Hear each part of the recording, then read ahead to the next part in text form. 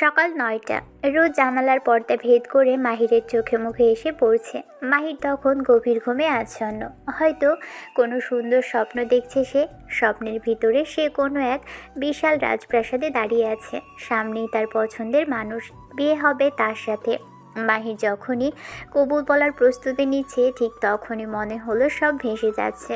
স্বপ্নের ঘোরে মাহির অনুভব করে চারদিকে পানি ভর্তি, সব কিছু ভাসিয়ে নিয়ে যাচ্ছে। ঠিক সেই মুহূর্তেই মাহিরের মায়ের হাতের বালতি উপুড় হয়ে পড়ে মাহিরের উপর। এক বালতি ঠান্ডা পানি সরাসরি মাহিরের গায়ের উপর ফেলে দিল রুমানা বেগম। মাহির লাফ দিয়ে উঠে বলে, মা মা ভূমিকম্প, বন্যা সব ভাসিয়ে নিয়ে যাচ্ছে, বাঁচাও মা, আমার বিয়েটা যে এখনো করা হলো না, এই তো সব শেষ হয়ে যাচ্ছে, বাঁচাও। ভয়ে চোটে মাহির লাফ দিয়ে বিছানা থেকে উঠে দাঁড়ালো। চোখের সামনে তখনও স্বপ্নের ঘোর কাটেনি। সে রুমের এক কোণে গিয়ে দাঁড়িয়ে পড়ে। ঠিক তখনই মাহিরের ডান গালে ঠাস করে জোরে একটা চড় এসে পড়ে। চড়ের ঠেলায় মাহিরের হুঁশ ফেরে। সে সামনে চোখ বড় বড় করে তাকিয়ে দেখে ওর মা বালতি হাতে দাঁড়িয়ে আছে। বিছানাটাও ভেজা। রুমানা রাগী চোখে মাহিরের দিকে তাকিয়ে বলল, বান্দর ছেলে, এটা বন্যা না, আমি বালতি ভরে পানি তোর গায়ের ওপর ঢেলে দিয়েছি। আর বন্যার মধ্যে তোর বিয়ের কথা মনে হওয়ার মানে কী রে? নিজের দায়িত্বজ্ঞানকে একেবারে হারিয়ে ফেলেছিস। শোন, আজকে তোর ইন্টারভিউ, যদি চাকরিটা না হয় তবে ভাতের সাথে সাথে তোর বিয়ের স্বপ্নটাও আমি বন্ধ করে দেব, বুঝেছিস? চাকরি না পাওয়া পর্যন্ত বিয়ের নামও মুখে আনবে না। এখন জলদি রেডি হ, নইলে তোর কপালে অনেক দুঃখ আছে। মাহিরের ক্লান্তিতে চোখ কষলে আবারও বিছানার দিকে পা বাড়াতে বাড়াতে বলে, ধুর মা, চাকরি করতে একদম ভালো লাগে না, ঘুমটা বড্ড প্রিয় আমার। যাও তো মা, ডিস্টার্ব করো না, আমি একটু শান্তিতে ঘুমাবো, অনেক ক্লান্ত লাগছে। রুমানা তখন তার হাতের বালতিটা মেঝেতে নামিয়ে রাখে। তাই চোখে মুখে এখন রাগের চরম বহিঃপ্রকাশ। সে মাহিরের সামনে এসে তার পিঠের উপর এক চড় বসিয়ে দিল। ঠাস করে একটা আওয়াজ হয় ঘরে। মাহিরের ঘুমের নেশা একেবারেই চট করে কেটে যায়। তোর ঘুম আমি বের করছি আজ, একদম ফাজলামো করবি না। রেডি হয়ে নে, না হলে আজ তোর কপালে খারাপ কিছু আছে বলে দিলাম। অনেক দেরি করেছিস, এখন যদি একটু দেরি করিস তবে ইন্টারভিউ মিস করবি।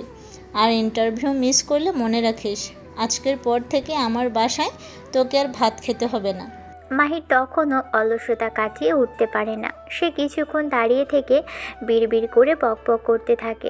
রুমানা তখন ঘর থেকে বেরিয়ে রান্নাঘরের দিকে যায়। মাহির অনিচ্ছা সত্ত্বেও বাথরুমে ঢুকে দীর্ঘ সময় পার করে। বেরিয়ে এসে দেখে নাস্তা টেবিলে সাজানো। রুমানা দরজার বাইরে থেকে আবার চিৎকার করে তাড়া দেয়। মাহির খুব বিরক্ত হয়ে খাবারটুকু দ্রুত শেষ করে ঘর থেকে বেরিয়ে পড়ে। দেরি হয়ে গেছে তার, আর রিক্সা পাওয়াটাও দায় হয়ে পড়েছে। কোনো মতে একটা রিক্সা ডেকে সে রওনা হয়। অন্যদিকে মায়াও ভীষণ ব্যস্ত। সে আজ খুব তাড়াতাড়ি সেজে গুজে বাসা থেকে বের হয়। তার আজকে কাজের তাড়া আছে। মায়া একটা 10 তলার বিশাল অফিস বিল্ডিংয়ের সামনে আসলো। তার পরনে মার্জিত পোশাক, হাতে ব্যাগ। সে খুব দ্রুত পায়ে হাঁটছে বিল্ডিংয়ের গেটের দিকে। ওদিকে মাহিরও রিকশায় করে সে একই বিল্ডিংয়ের সামনে এসে থামে। তাড়াহুড়োর চোটে মাহির ভাড়াটা ঠিকঠাক না শুনেই রিকশা চালকের হাতে ধরিয়ে দেয়। সে এমনভাবে রিকশা থেকে লাফিয়ে নামে যেন পিছু ধাওয়া করছে কেউ। দৌড়ে বিল্ডিংয়ের ভিতরে ঢোকে। কোনো দিক তাকানোর সময় নেই ওর। মায়া তখন গেটের খুব কাছে। সেও দ্রুত ভিতরে ঢোকার চেষ্টা করছে। ঠিক সেই মুহূর্তেই মাহির ঝড়ের বেগে এসে মায়ার সাথে প্রচণ্ড জোরে ধাক্কা খায়। দুজনই ভারসাম্য হারিয়ে দুদিকে ছিটকে পড়ে। মাহিরের হাতের ফাইলটা দূরে গিয়ে পড়ে। মায়ের ব্যাগটা দূরে গিয়ে পড়ল। মায়া কিছুক্ষণের জন্য হতভম্ব হয়ে পড়ে থাকে। তারপরই তার রাগের সীমা থাকে না। সে দ্রুত উঠে দাঁড়িয়ে অচেনা ছেলেটাকে লক্ষ্য করে চিৎকার করতে শুরু করে, আপনার কি চোখ নেই? অন্ধ নাকি আপনি? রাস্তাঘাটে এভাবে কেউ ছোটাছুটি করে? নিজের শরীরটা কি হাতি মনে করেন যে এমনভাবে ধাক্কা মারলেন? একদম অসভ্য ছেলে কোথাকার। মাহির তখন নিজের শার্টের ধুলো ঝাড়তে ঝাড়তে উঠে দাঁড়ায়। মায়াকে পাত্তা না দিয়ে ভিতরে পা বাড়াতে যাবে, তখন মায়ার কথা শুনে দাঁড়িয়ে পড়ে। রেগে বলে, আরে দোষ তো আপনার, আপনি মাঝখানে দাঁড়িয়ে রাস্তা আটকে রেখেছিলেন কেন? আমি দৌড়ে আসছিলাম, আপনি তো দেখতেই পারতেছেন যে কেউ দ্রুত আসে, আপনি কি অন্ধ, নাকি আপনার চোখে কোনো সমস্যা আছে যে সামনে কিছু দেখলে সরেন না, নাকি সুন্দর হ্যান্ডসাম ছেলে দেখে তার সাথে ইচ্ছে করেই কথা বলার কারণ খুঁজছিলেন? আচ্ছা, আমার নাম্বার রাখতে পারেন, আমাকে পরে ফোন করিয়েন, প্রেম করব। এখন তারা আছে আমার। কি? আপনার তো সাহস কম না? একে তো আপনি নিজের ভুল ঢাকতে আমাকে কথা শোনাচ্ছেন, আবার অভদ্রভাবে কথাও বলছেন। আপনি আমার মতো সুন্দরী মেয়ে দেখে নিজেকে সামলাতে পারেননি সেটা বলুন, বেয়াদব কোথাকার। আপনার মতো বাদর আর খাটাস ছেলে আমি জীবনে একটাও দেখিনি। ধাক্কা দিলেন আপনি, আর দোষ আমার। লজ্জা হওয়া উচিত আপনার। একদম শেয়ালের মতো খাবার চুরির মতো করে চুপচাপ এসে ধাক্কা দিলেন। চামচিকা কোথাকার, অসভ্য কোথাকার। মাহির মায়ের কথা শুনে হেসে ফেলে, কিন্তু সেটা ব্যঙ্গের হাসি। সে তার ফাইলটা তুলে নিয়ে মায়ের চোখের দিকে তাকিয়ে তেড়ে এসে বলে, অপমান করছি আপনাকে? শুনুন, নিজের ভাষা নিয়ন্ত্রণে রাখুন। আমি কি ইচ্ছাকৃতভাবে ধাক্কা দিয়েছি নাকি? আমি দ্রুত আসতেছিলাম। আপনার মতো রাজাসের মতো ঘাড় বাঁকিয়ে দাঁড়িয়ে থাকলে তো ধাক্কা লাগবেই। আর আমাকে বান্দর খাটাস বলছেন? আপনি নিজের চেহারা দেখেছেন আয়নায়? গন্ডার আর হনুমানের মতো ব্যবহার করছেন আপনি। আপনার সাথে কথা বলার মানেই সময় নষ্ট। আপনার মতো অভদ্র মেয়ে আমি জীবনও দেখিনি। জন্মের সময় ঠিক আপনার মুখে কেউ মধু দেয়নি। আমি শিওর আপনার মুখে কেউ থুতু দিয়েছিল। হিন্দির নাগিন সিরিয়ালের নাগিনদের মতো খালি ফোঁসফোঁস করছেন। মায়ের রাগে সারা শরীর কাঁপতে থাকে। মেজাজটা এবার বিগড়ে গেছে ওর। গ্রাউন্ড ফ্লোরে ততক্ষণে লোক জড়ো হয়ে গেছে, তবে ঝগড়া দেখে কেউ এগিয়ে আসছে না।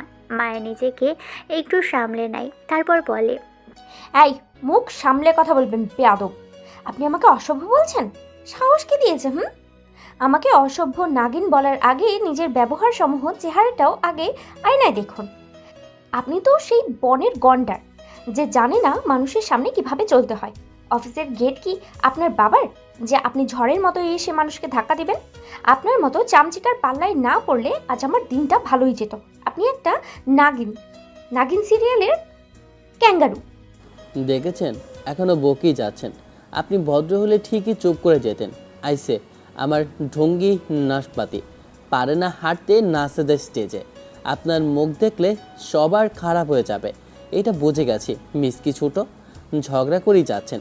আপনি কি কথা বলা ছাড়া অন্য কিছু জানেন না? আমাকে ঘন্টার বলছেন। নিজের দিকে তাকান তো আগে। অসহ্য, একদম সামনে আসবেন না।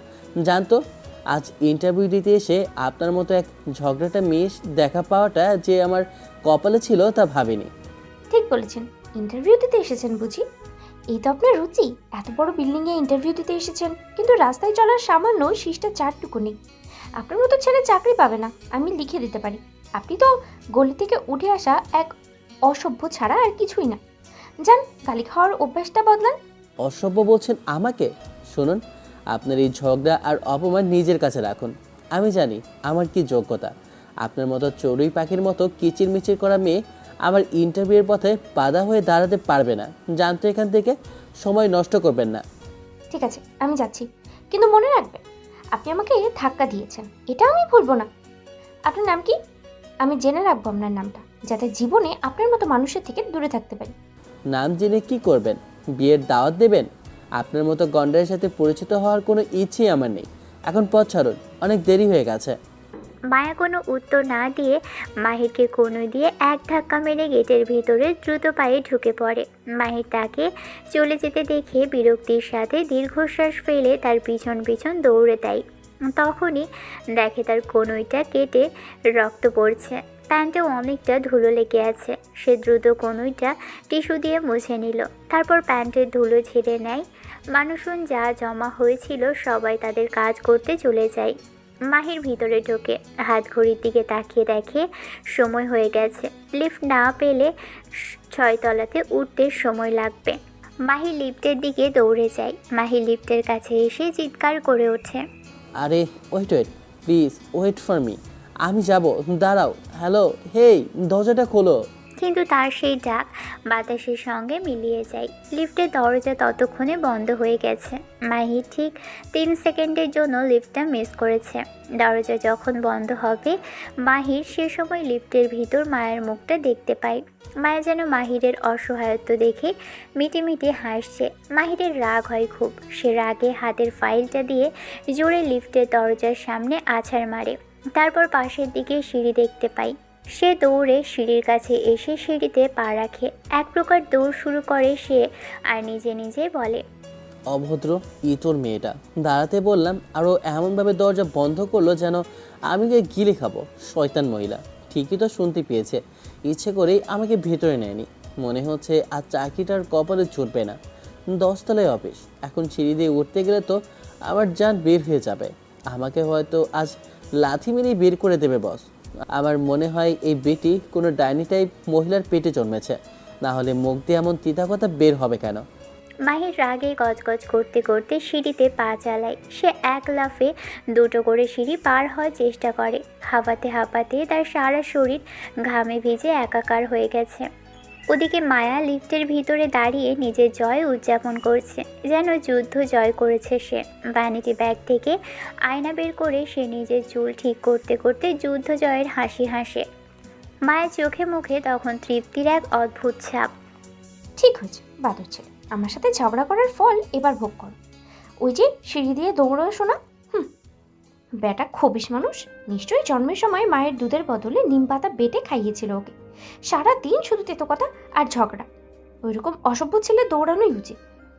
আজ যদি দেখা পাই তবে ওর কপালে শনি আছে। মাহির কোনো রকমের লাফাতে লাফাতে 10 তলায় পৌঁছয়। তার হাঁটু কাঁপছে, শ্বাস নিতে কষ্ট হচ্ছে। সে এক কোণে দাঁড়িয়ে নিজের কোমর ধরে জোরে জোরে শ্বাস ফেলে। তার রাগ যেন কমার নামই নিচ্ছে না। সে ভাবতে থাকে, যদি মেয়েটাকে এমন কোথাও পাই তবে এক হাত দেখে নেবে। মাহির কোনো রকমে নিজের চুল আর জামা ঠিক করে রিসেপশনালিস্টের ডেস্কে গিয়ে দাঁড়ালো। শুনুন, এই অফিসের সিওর কেবিনটা ঠিক কোথায় আমাকে একটু বলবেন? আমার খুব তাড়া আছে। স্যার, আপনার কি আগে থেকে অ্যাপয়েন্টমেন্ট করা আছে? যা ইন্টারভিউ কি শিডিউল করা? হ্যাঁ, ইন্টারভিউ আছে। এই অফিসের বসই তো ইন্টারভিউ নেবেন, তাই না? আজ সকালে ইন্টারভিউর জন্য তো আমাকেই ডেকেছেন।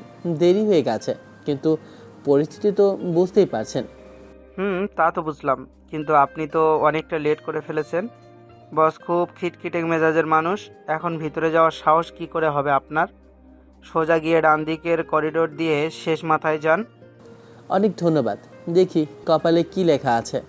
মাহি দ্রুত পায়ে সেদিকে যায়। রুমটা খুঁজে পেয়ে দরজায় হালকা নক দেয়। ভিতর থেকে একটা গম্ভীর ভারী মেয়েলি কণ্ঠস্বর শোনা যায়। May I come in? Yes, come in. মাহি দরজা ঠেলে ভিতরে ঢোকে, কিন্তু ভিতরে ঢোকার পর মাহির তো অবাক। তার সামনে চেয়ারে যে বসে আছে তিনি আর কেউ নন, সেই মেয়েটা যার সাথে গ্রাউন্ড ফ্লোরে মাহির ঝগড়া হয়েছে। মায়ের সাজ পোশাক দেখে মাহিরের চোখ কপালে ওঠার দশা হয়ে যায়। মায়ের রুমে এসে বেজ কালারের দামি ব্লেজার পরেছে, তার নিচে ধবধবে সাদা শার্ট।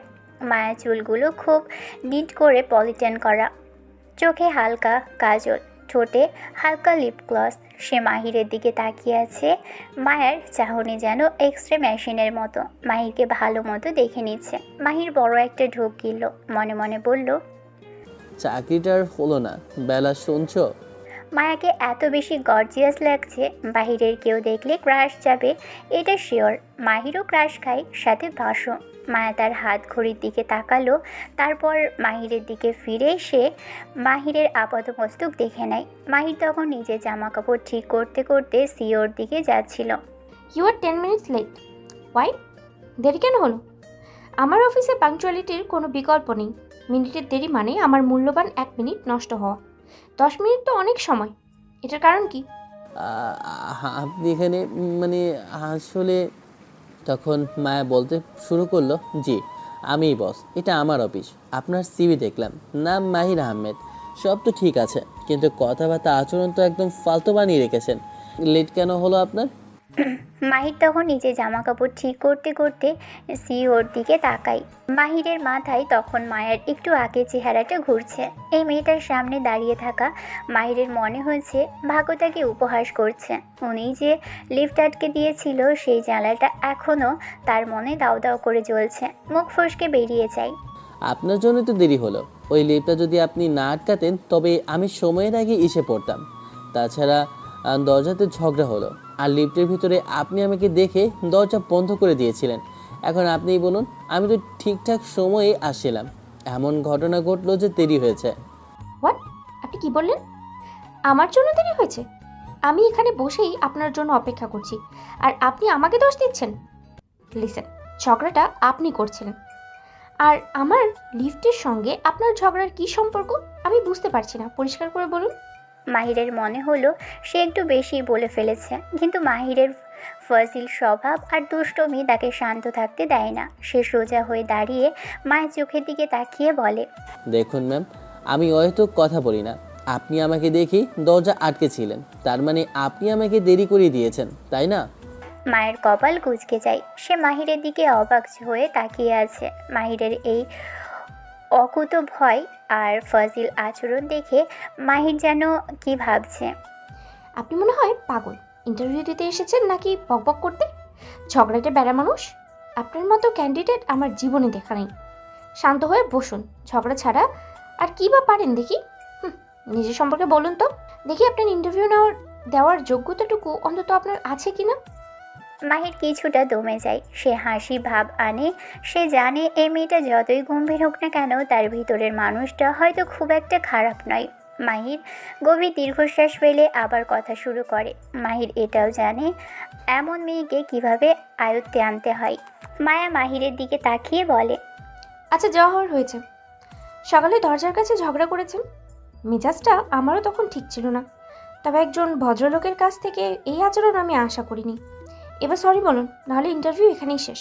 মাহি জোরে জোরে শ্বাস নেয়। সে জীবনে কাউকে সরি বলার পাত্র নয়। তার ইগোতে খুব লাগে, কিন্তু চাকরিটা তার ভীষণ প্রয়োজন। না হলে রুমানা বেগম আজ বাড়ি ঢুকতে দিবে না। সে ভাবে এই চাকরিটা যদি একবার হাতে পাই তবে অফিসের ফজিল বসকে নিজের আঙুলের ইশারায় নাচাবে। কোনো উপায় না পেয়ে ভিতরে ভিতরে দাঁতে দাঁত চেপে মাহির তার মুখটা খুব অসহায় আর বিনীত দেখানোর চেষ্টা করে বলে, আচ্ছা ম্যাম, আই এম সরি। সকালে ভুলবশত ধাক্কা লেগে গিয়েছিল, তারপর আপনিও ঝগড়া করেছেন, আমিও করেছি। আমি আমার ব্যবহারের জন্য আন্তরিকভাবে দুঃখিত। আসলে সকালে ঘুম থেকে উঠেই এক বালতি ঠান্ডা পানি মা গায়ে ফেলেছিল, তারপর মেজাজটা এমনিতে বিগড়েছিল। আমি কথা দিচ্ছি ভবিষ্যতে এই অফিসের নিয়ম আমি অক্ষরে অক্ষরে পালন করব। মাহির মনে মনে প্রচণ্ড রেগে যায় মায়ের উপর। সে নাক ফুলিয়ে মনে মনে বলে, ফাজিল মেয়ে, নিজে ঝগড়া করলো, ঝগড়া বড় করলো, এখন আমার দোষ। নিজে ইচ্ছে করে লিফট আটকেছে আর এখন উল্টো আমাকে সরি বলতে বাধ্য করছে। আমাকে সিঁড়ি দিয়ে হাঁটানো। তোমাকে সুযোগ আসুক, তারপর তোমাকে দেখাবো। মাহির আর চোখে মায়ের দিকে তাকায়। তার মনে হয় মায়ের এই গম্ভীর মুখে পিছনে এক অদ্ভুত অহংকার লুকিয়ে আছে। মাহির মনে মনে ভাবে যদি চাকরি না হয় তবে এই বেটির সাথে আবার ঝগড়া করে এখান থেকে বেরিয়ে যাবে, কিন্তু তার আগে একটু মজা তো নিতেই হবে। Okay fine, sit down. আমি আপনাকে মাফ করে দিলাম, যেহেতু প্রথমবার না চিনে এমন ঘটনা ঘটিয়েছেন। আশা করি অফিসে কাজের সময় এই ঝগড়াটার মেজাজটা আর দেখাবেন না। মনে রাখবেন, এখানে আপনি চাকরির জন্য এসেছেন, গণ্ডগোল করার জন্য নয়। আর সরি বলাটা আপনার চরিত্রের একটা ভালো দিক, আমি সেটাকে সম্মান জানালাম। মাহির ধন্যবাদ বলে চেয়ারে বসে। মায়া একটু ফাইল হাতে নিয়ে মাহিরের দিকে খুব মনোযোগ দিয়ে তাকায়। তাই চোখে চাহনি যেন মাহিরের ভিতরের সবটুকু অস্থিরতা মেপে নিয়েছে। সো মাহির, ইন্ট্রোডিউস ইয়োরসেলফ। আপনার সম্পর্কে সব কিছু বিস্তারিত বলবেন। আমি শুধু নাম আর পিতার পরিচয় শুনতে চাই না, আমি জানতে চাই আপনি মানুষটা কেমন। হ্যালো ম্যাম, আমি মাহির আহমেদ। আমি ঢাকা থেকে এসেছি। আমার বাবা নাহিদ সাহেব এটি স্কুলের প্রধান শিক্ষক, যিনি সততার জন্য এলাকায় পরিচিত। আর আমার মা রোমানা বেগম একজন অত্যন্ত ধৈর্যশীল গৃহিণী। আমি ঢাকা বিশ্ববিদ্যালয় থেকে অনার্স সম্পন্ন করেছি। আমি সবসময় চ্যালেঞ্জ নিতে ভালোবাসি। আমি বিশ্বাস করি কাজের চেয়ে বড় হলো কাজের প্রতি মানুষের আন্তরিকতা, আর সেই আন্তরিকতা আমার মধ্যে ভরপুর আছে। Okay, stop. Now tell me, why should I hire you? আপনার মধ্যে এমন কি আছে যার জন্য আমি আপনাকে নিয়োগ দেব?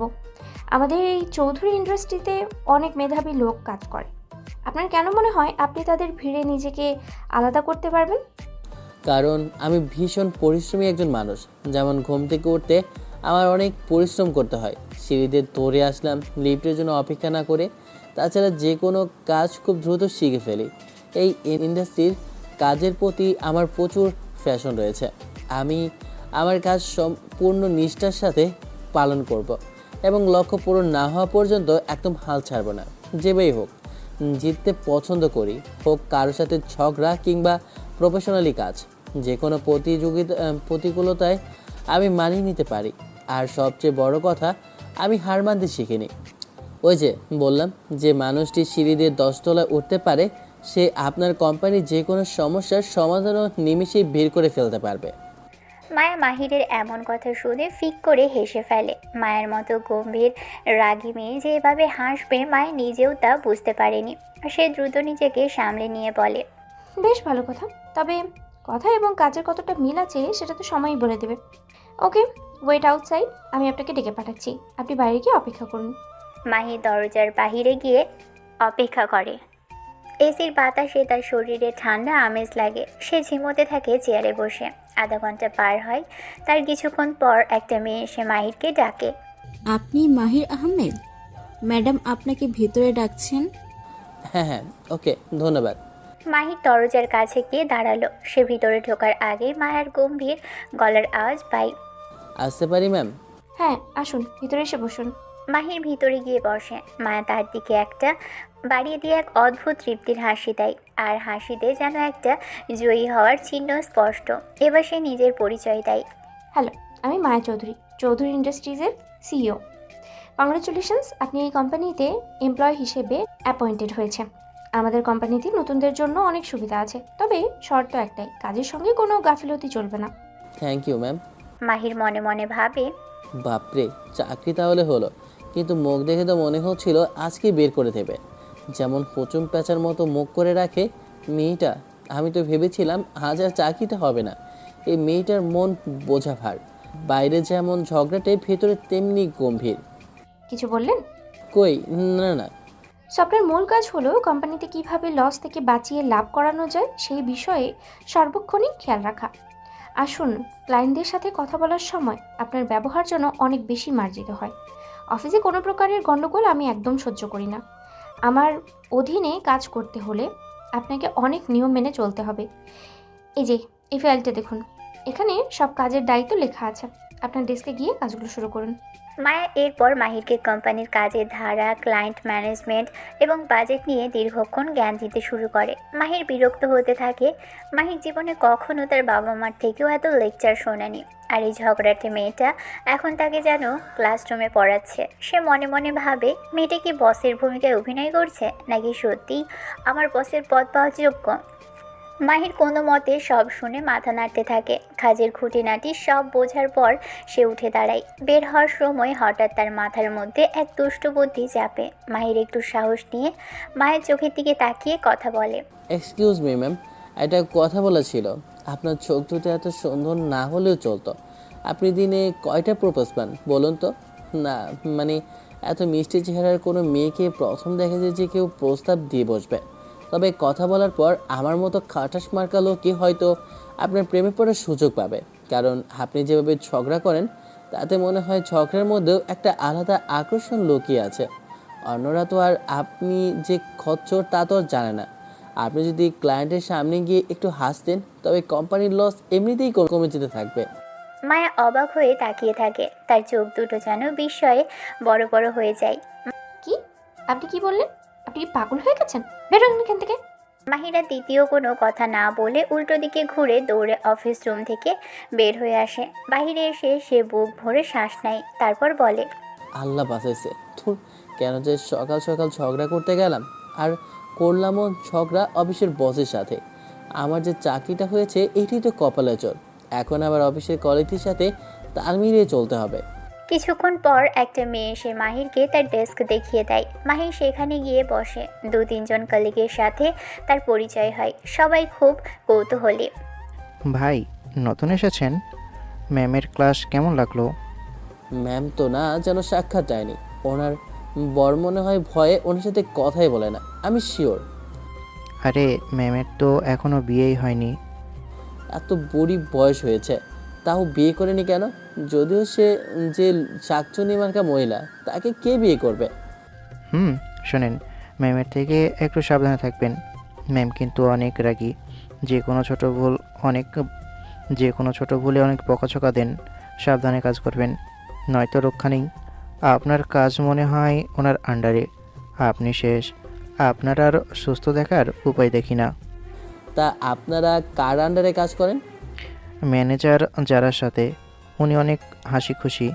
মাহির জোরে একটা শ্বাস নেয়। ওদিকে নিজের কেবিনের ভিতরে বসে মায়া ভাবছে ছেলেটা কি বলে গেল, পাগল নাকি? তবে মায়ের মনে কোনো রাগ নেই। সে ব্যাগ থেকে আয়না বের করে নিজের চেহারা দেখে।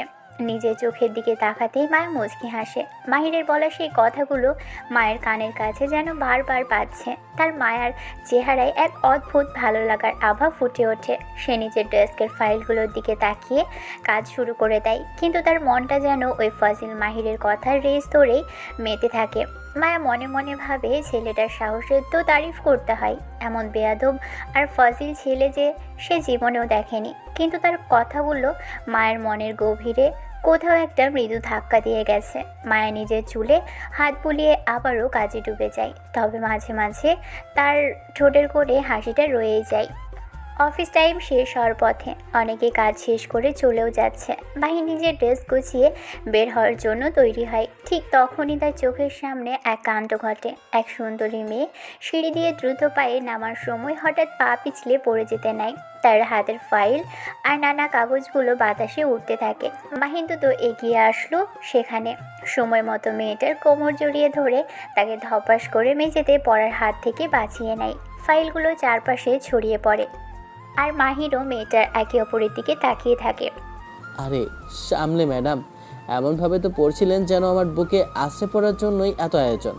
মেঝেতে পড়লে তো আর ভবিষ্যতে কোমর দুলিয়ে হাঁটতে পারতেন না।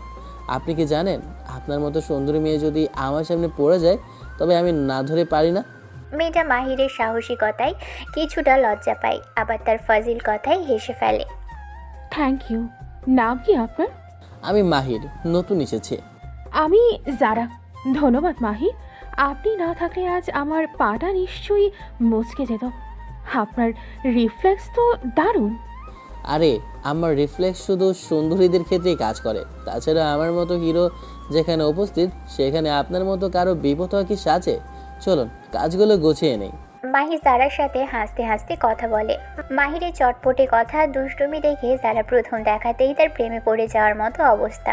মাহিরের চোখে দুষ্টু ঝিলিক জারাকে সম্মোহিত করে ফেলে। তাদের মধ্যে কথার আদান প্রদান চলতে থাকে আর মাহির বারবার জারাকে বিভিন্ন নামে ডেকে হাসতে থাকে।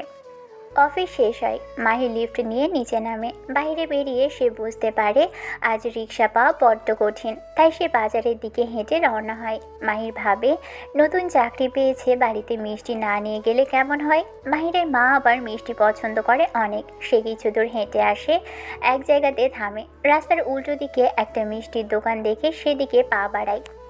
দোকানে ঢুকে সে গরম রসগোল্লার স্পেশাল সন্দেশ নিয়ে এক প্যাকেট ভরে নেয়। তারপর একটা রিক্সা ডেকে তাতে উঠে বসলো। মাহির যখন রিক্সায় বসে অফিসের খুঁটিনাটি নিয়ে ভাবছে, ওদিকে মায়া বের হয়। সবাই চলে গেছে, তবে সিসিটিভিতে মাহির জারার সাথে বেশ হেসে হেসে কথা বলছে সেটা দেখেছেও। সে কেবিন থেকে বেরিয়ে মাহিরকে খোঁজে। মাহিরকে খোঁজার কারণ তার সামনে কেউ এভাবে কখনো কথা বলেনি মাহির ছাড়া। সে গাড়ি নিয়ে বের হয়। সকালে গাড়ি গ্যারেজে ছিল, তাই মায়ের আজকে অফিসে আসতে দেরিও হয়। সাথে মাহিরের সাথে ঝগড়াও লাগে। দুপুরে দিয়ে গেছে তারা। মায়া নিজের গাড়ি চালাচ্ছে। ওদিকে রিক্সা ব্যাগ থেকে টান নিতে গিয়ে একটা গাড়ি এসে সরাসরি মাহিরের রিক্সাকে জোরে ধাক্কা দেয়। রিক্সা থেকে মাহি ছিটকে পড়ে রাস্তার উপর। তার হাতের মিষ্টির প্যাকেটটা ছিঁড়ে মিষ্টিগুলো ধুলোবালিতে গড়াগড়ি খেতে থাকে। মাহিরের মাথা তখন রাগে জ্বলছে। সে রাস্তার উপর পড়ে চিৎকার শুরু করে। ওই কোন শালারে, কানা নাকি? চোখে কি সানগ্লাস পরে গাড়ি চালাচ্ছিস? যত সব ফালতু ড্রাইভার। রাস্তার মাঝখানে কি রিক্সা দেখতে পাচ্ছিস না? আমার মতো হিরো টাইপের একটা লোককে দেখিস না? এই বেরিয়ায় দেখি। কোন বাপের বেটা? আজ তোরে পুরাই খেয়ে ফেলবো, বের হ বলছি। মাহির বাকি কথা শেষ করতে পারে না, কারণ গাড়ির দরজা খুলে সে বেরিয়ে আসে।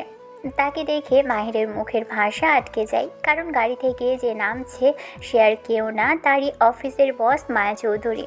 মাহির মুহূর্তের মধ্যে উঠে দাঁড়ালো, কিন্তু রাগের মাথায়ও তার ফাজিল স্বভাব তখনও উকি দিচ্ছে। সে ধুলো ঝেড়ে উঠে দাঁড়িয়ে একটা মিষ্টি মুখে তুলে নেয়, কিন্তু মিষ্টির উপর ধুলো দেখে সেটা রাগে ছুঁড়ে ছুঁড়ে মারে। মাহির বলে, আবার আপনি? আপনাকে বেছে বেছে আমাকেই ধাক্কা দিতে হলো? আর কেউ কি আপনার চোখে পড়ে না? সকালে একবার ধাক্কা দিলেন আর এখনও একবার। উফ, আপনার কি আমাকে ছাড়া আর কোনো কাজ নেই নাকি? আপনি যদি বিড়ালের মতো নিঃশব্দে আমার গাড়ির সামনে এসে ঠোকর খাওয়ার জন্য দাঁড়ান, তাহলে আমার কি করণীয়? তাছাড়া এটা ব্যাগ ছিল, আমি সামনে কিভাবে দেখবো যে আপনার মতো একটা বিড়াল এসে আমার গাড়ির নিচে পড়বে? কি? আপনি আমাকে বিড়াল বলছেন? মানেটা কি? আপনার সাহস তো কম না? সন্দেহ আছে? মায়া আর কোনো কথা না বলে গটগট করে হেসে পাশের রেস্টুরেন্টের দিকে চলে যায়। মাহির রাগে ফুঁসতে থাকে। সে আরেকটা মিষ্টি তুলে নিয়ে মায়ের দিকে ছুঁড়ে মারে, কিন্তু সেটা মায়ের গায়ে লাগে না। মাহি চিল্লিয়ে বলে, আপনি কি? আপনি তো আস্ত একটা কেচো, সামনে যে আসছে সেটা দেখতেই পারেন না, আবার হয়েছে বস। এত সুন্দর মায়াবী বড় বড় চোখ দিয়ে কী করবেন যদি সামনে দেখতেই না পান? আজব মেয়ে মানুষ তো আপনি। আপনার জন্য আজ আমার মিষ্টিগুলো নষ্ট হলো। মাহির রাগে রাস্তার উপর দাঁড়িয়ে থাকে। মায়া একবারও পিছনে ফিরে তাকায় না। কিছুটা দূরে গিয়ে মায়া থামলো। মাহির মনে মনে ভাবে, এই মেয়েটা যেমন ঝগড়াটে তেমনই দাম্ভিক, কিন্তু বসের এত বড় পদে থেকেও যে তার সাথে এভাবে রাস্তার মাঝখানে ঝগড়া করছে সেটা মাহিরকে অবাক করে। মাহির মনে মনে ভাবে, আজ ইন্টারভিউয়ে চাকরির সাথে সাথে হয়তো বসের সাথে ঝগড়া করার একটা রেকর্ডও সে তৈরি করে ফেললো। মায়া হঠাৎ করে দাঁড়িয়ে যায়, তারপর মাহিরের দিকে পিছনে ফিরে বাঁকা হেসে বলে ওঠে, আচ্ছা, আপনি মানুষ হলে তো দেখব। ওই যে বললাম আপনি আস্ত একটা বিড়াল, নিজেই দেখুন না কেমন মিমি করে চিৎকার করে যাচ্ছেন রাস্তার মাঝে। আপনার মতো এমন অশুভ মানুষকে তো খাঁচায় বন্দি করে রাখা উচিত। কথাটা বলে মায়া আর এক মুহূর্ত দেরি না করে রেস্টুরেন্টের ভিতরে ঢুকে যায়। মাহির তখন রাস্তার উপর দাঁড়িয়ে রাগে গজরাচ্ছে, তার চোখের সামনে তখন আগুনের গোলা জ্বলছে। ইঁদুর কথাকার, আমাকে বলে বিড়াল, শয়তান, অসভ্য একটা মেয়ে। কাল অফিসে গিয়েই এই মেয়েটাকে দেখে নেব। আমার মতো হিরোকে অপমান করার ফল তুই পাবি মায়া চৌধুরী। মাহির রাগে জোরে শ্বাস নিতে থাকে, তারপর আরেকটা রিক্সা নিয়ে বাড়ি ফিরে যায়। বাড়িতে গিয়ে ফ্রেশ হয়। তার মাথার ভিতর তখন সেই ঝগড়ার স্মৃতি ঘুরপাক খাচ্ছে। রুমানা বেগম ছেলের মেজাজ দেখে এগিয়ে আসে, জানতে চান ইন্টারভিউ কেমন হলো। কি রে মাহির, কি হলো? চাকরিটা কি হবে নাকি ইন্টারভিউ ভালো দিস নাই? তোর মুখ তো হাড়ের মতো হয়ে আছে। আর একবার বলছি, চাকরি না হলে কাল থেকে তোর ভাত বন্ধ, তখন বুঝবি ঠেলা। মাহির রাগে টেবিলে থাবা মারে, সে চিৎকার করে ওঠে। রুমানা বেগম অবাক হয়ে তাকিয়ে থাকে। মাহির আবারও শান্ত কথা বলে, আরে মা, ইন্টারভিউ ভালো হয়েছে বলেই তো চাকরির প্রথম দিনই পেয়েছে, এত কথা শোনাও কেন? বাহ, চাকরিও পেয়ে গেছিস? তা ফার্স্ট দিন অফিস কেমন কাটলো? অনেক বড় বড় মানুষের সাথে দেখা হলো কি, নাকি আগের মতোই গাধামি করেছিস? যেমন কাটলো টক কাটলো। তোর এই এক কথার উত্তর দেওয়ার স্বভাবটা কি একদমই যাবে না? এত বড় বড় কথা শিখালাম, সব কি ভুলে গেলি? আর তোমার সব কথার ভেতরে খোদ ধরার স্বভাবটা কি আর যাবে না মা? কেন এত ডিস্টার্ব করছো? সবে এলাম, যাও তো, এখন কথা বলো না, ভালো লাগছে না। আর অফিসের পরিবেশ ঠিক আমার মতো খাটাস আর রাগী বসের জন্য তৈরি। এই, আমি কি তোর বান্ধবী হই যে আমার সাথে এভাবে কথা বলছিস? বেশি ফাজলামো হচ্ছে, তাই না? রুমানা বেগম এক হাত এগিয়ে এসে মাহিরের কান ধরে টান দেয়। মাহির ব্যথায় কুঁকড়ে যায়। লাগছে তোমা, ছাড়ো বলছি। তুমি জানো আমি যে কোম্পানিতে জয়েন করেছি সেই সিওর নাম মায়া। কি আজব এক মেয়ে, সারাক্ষণ ঝগড়া করে কথা বলে, মনটা চায় তাকে চড় মারি। বেশ তো, মায়া আর মাহির নামটা তো বেশ মানানসই। একজন আরেকজনকে নিয়ে যেন পরিপূর্ণ। এটা তো খুব ভালো খবর। তুমি আর তোমার লজিক পরিপূর্ণ না ছাই। মনে তো হচ্ছিল খুন করে ফেলি ওই মেয়েটাকে। অসভ্য মহিলা একটা, ইঁদুর কথাকার। আমাকে বলে আমি নাকি বিড়ালের মতো শব্দহীনভাবে চলাফেরা করি, আমাকে বিড়াল বলছে। এত বড় সাহস ওর! নেক্সট দিন আমার একদিন কি ওনার একদিন? মাহির কথা বলতে বলতে হাত থেকে কাঁটা চামচটা তুলে নিয়ে টেবিলের উপর জোরে চাপা ধরে। টেবিল কভারটা তখন ছিঁড়ে যাওয়ার উপক্রম। আরে মাহির, করছিসটা কি? আমার সাধের টেবিল কভারটা দিলি তো ছিঁড়ে। তোকে বিড়াল বলে মেয়েটা বড্ড ভুল করেছে। তুই তো বিড়াল নয়, তুই তো ডাইনোসর হয়ে গেছিস। এত রাগ কিসের তোর? মা, তুমি কি তার পক্ষ নিচ্ছ? যাও, আমি আর কথাই বলবো না তোমার সাথে। মাহির রাগে গজগজ করতে করতে উঠে নিজের রুমে চলে যায়। রুমানা বেগম পিছন থেকে ডাকে মাহিরকে, কিন্তু মাহির পাত্তা দেয় না। এরই মধ্যে মাহিরের বাবা নাহিদ সাহেব বাড়িতে ঢোকে। তিনি পরিস্থিতি দেখে রুমানা বেগমের দিকে তাকিয়ে বলে, কি হলো? মায়ের রাগলো কেন? তুমি আবার ওকে কিছু বলেছো নাকি? আর বলো না, তোমার মতো তোমার ছেলের রাগ আর জেদ ওর ভেতরে। আমার তো মাঝে মাঝে ভয় হয় কোনো মেয়ে ওকে বিয়ে করবে তো আদৌ। একদম আনরোমান্টিক ছেলে একটা।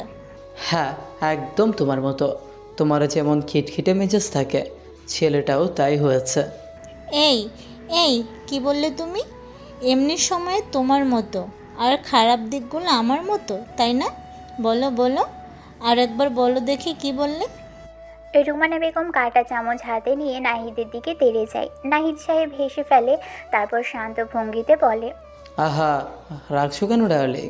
আমি তো এমনি বললাম। যতই হোক, বউয়ের রাগ সবাইকে ভয় পেতে হয়, কিন্তু বউকে রাগানোর সুযোগ হাতছাড়া করতে চায় না। তুমি একটা ফাজিল। ওরা দুজন হাসতে থাকে আর মাহির গিয়ে ঘুমিয়ে পড়ে।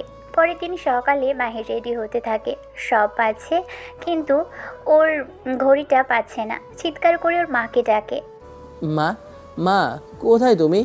এদিকে আসো তো, আমার ঘড়িটা কোথায় রেখেছো? আমি পাচ্ছি না। রুমানা বেগম ভিতরে আছে। ছেলের দিকে তাকিয়ে বলেন, সকাল সকাল সারের মতো এত চেঁচাচ্ছিস কেন? হ্যাঁ, এখন তোর ঘড়ি কোথায় সেটাও আমাকে জানতে হবে? এই তো তুই কালকেই বললি আর কথা বলবি না আমার সাথে, এখন আবার ডাকছিস কেন? আরে সেটা কালকের জন্য, তাছাড়া তো রাগের মাথায় এমনি বলেছিলাম। তুমি তো আমার ভালো মা, দাও না একটু খোঁজে। অফিসে যাওয়ার সময় হয়ে গেছে, দেখো তো। রুমানা বেগম ঘড়িটা খুঁজে দেয়। মাহির দ্রুত রেডি হয়ে হালকা কিছু খেয়ে আবারও বের হয়ে আসে বাড়ি থেকে। তার বাবা নিজের স্কুটি নিয়ে চলে গেছে, তাই মাহিরকে বাধ্য হয়ে বাসে করে অফিসে যেতে হলো। ওদিকে মায়া চৌধুরী রেডি হয়ে আয়নার সামনে দাঁড়িয়ে আছে। এমন সময় ওর মা মিতা বেগম আসে সেখানে। ব্রেকফাস্টটা তো করে যা, এভাবে না খেয়ে বেরোলে শরীর খারাপ করবে। রোজ তো একই কাজ করছিস মায়া। মা, আজকে একটু তাড়াতাড়ি বের হতে হবে, অনেক কাজ আছে। তুমি বাবাকে বলে দিও 12টার মধ্যে অফিসে ঢুকে যেতে। 12:30 থেকে একটা খুবই ইম্পর্টেন্ট মিটিং আছে, আসছি আমি, সময় নেই একদম। মায়াও বের হয়। মায়া গাড়ি নিয়ে অফিসে পৌঁছলো। গাড়ি পার্কিংয়ে রেখে সে লিফটের দিকে এগিয়ে যায়। লিফটে ঢোকার ঠিক সেই মুহূর্তে মায়া এসে পৌঁছয়। মায়াকে দেখা মাত্রই লিফটের দরজা বন্ধ করে দেয় আজ মাহির। কি তোর ছেলে রে বাবা? সামনে আমাকে দেখলো, তাও মুখের উপরে দরজা বন্ধ করে দিল। ইচ্ছে করে করলো কি? এই ছেলেটার এত সাহস কি করে হয়? কালকের বদলাটা আজ এভাবে নেবে নাকি? লিফটের ভিতর থেকে মাহির শয়তানি হাসি হাসে সে বলে, মিস ইঁদুরনি, আমি তো ভাবতেই পারিনি এই সময়ে আপনার ধর্ষণ পাবে এখানে। অপ্রত্যাশিতভাবে কালকে সকালে রিভেঞ্জটা নিতে পারলাম। মায়া চৌধুরী, এবার বোঝো ঠেলা। এবার তুমি হয় সিঁড়ি দিয়ে আসবে, নয়তো অপেক্ষা করো লিফটের জন্য। মায়া আর কি করবে? পরের লিফটের জন্য দাঁড়িয়ে থাকে 10 মিনিট। এরপর লিফট আসে, সে তারপর সেখানে উঠে নিজের কেবিনে যায়। অফিস কেবিনে টেবিলের উপর মায়ের ফোনটা বেজে ওঠে। মায়া ফোন রিসিভ করে। ফোন করেছে তার সেকেন্ড ম্যানেজার শুভ। হ্যালো ম্যাম, আজকে আমি অফিসে আসতে পারবো না, প্লিজ ম্যাম একটু। মানেটা কি? তুমি আজকে আসতে পারবে না? আজকে মিটিংয়ে প্রোফাইল প্রেজেন্টেশনটা তোমার করার কথা ছিল, সব লন্ডভন্ড হয়ে যাবে। সরি ম্যাম, কিন্তু মায়ের হঠাৎ করেই খুব শরীর খারাপ হয়ে গেছে, আমি কোনোভাবে আসতে পারছি না, একটু বুঝুন ম্যাম প্লিজ। মায়া ঝাড়ি দিয়ে রাগে ফোনটা রেখে দেয়। তার মাথায় তখন একটাই চিন্তা ঘুরছে, এই প্রেজেন্টেশনটা এখন কে দেবে? তার অফিসের সব এমপ্লয়ি তো খুব ধীর গতির, মাহির ছাড়া কেউ পারবে না এই ধোঁকি সামলাতে। কিন্তু মাহির তো সবেমাত্র জয়েন করেছে। মায়া দীর্ঘশ্বাস ফেলে মাহিরের ডেস্কের দিকে তাকায়। মাহির তখন যারার সাথে গল্প করছে। সে মাহিরকে ডেকে পাঠালো, এই যে মাহির, কালকের জন্য তোমাকে সিট দেব, আজকে লাঞ্চ হবে আমার পক্ষ থেকে। আপনি বললে সবসময় হাজির থাকবো। তাছাড়া সুন্দরী মেয়ের সাথে সময় কাটাতে কে না যায় বলুন? এমন সময় কাজের লোক আসে, মাহিরকে বলে ম্যাম ডাকছে। মাহির দেরি করে না, সে দ্রুত চলে আসে। অনুমতি নিয়ে মাহির যখন ভিতরে ঢোকে, মায়া গম্ভীর মুখে তার দিকে তাকায়। আমাকে ডেকেছেন ম্যাম? হ্যাঁ শুনুন মাহির, সব সাব ম্যানেজার শুভ আজকে অফিসে আসতে পারছে না, কিন্তু আজকে আমাদের প্রেজেন্টেশন আছে। তুমি তো সেম সাবজেক্টেই আছো, তোমাকে এই প্রোফাইল প্রেজেন্টেশনটা দিতে হবে। ঠিক 1 ঘন্টার মধ্যে মিটিং শুরু হবে, তুমি কি পারবে? মাহির মুহূর্তের জন্য চুপ হয়ে যায়। সে বোঝে এটা তার সুযোগ নিয়েছে প্রমাণ করার। সে হেসে বলে ওঠে, ম্যাম আপনি কি ভুলে গেলেন আমি কে? আপনার এই ছোটোখাটো প্রেজেন্টেশন আমার কাছে ডাল ভাত। তবে একটা শর্ত আছে, কাজটা করার পর কিন্তু আমাকে আর বিড়াল টাকা চলবে না, আর আমাকে ট্রিট দিতে হবে। রাজি থাকলে বলুন।